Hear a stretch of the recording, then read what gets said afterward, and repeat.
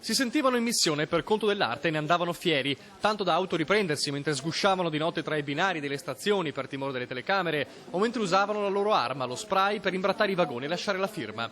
Writers di un certo livello, tra questi anche una sorta di mito recente dei graffitari di treni, nome in codice Sexe. In un anno e mezzo 4 giovani hanno colpito oltre un centinaio di vagoni, con un danno stimato di 240.000 euro.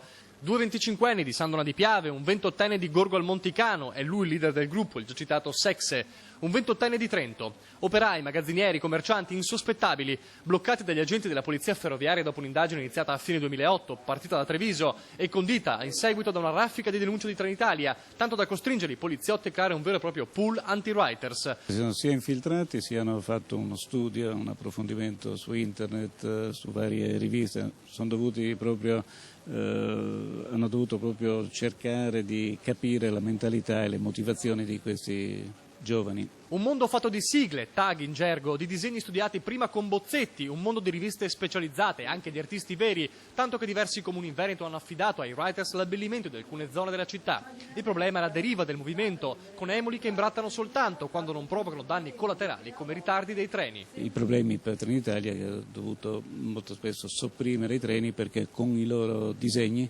coprivano dei numeri che sono distintivi e importantissimi per la sicurezza del treno. Saranno i writers a doversi accollare tutti i ritardi di Trenitalia? Forse è troppo, intanto però i 4 giovani denunciati dovranno trovare il modo di risarcire le ferrovie dello Stato e non solo quelle italiane. Le loro firme sono state registrate infatti anche in treni passati in Austria, Repubblica Ceca, Slovenia e Romania.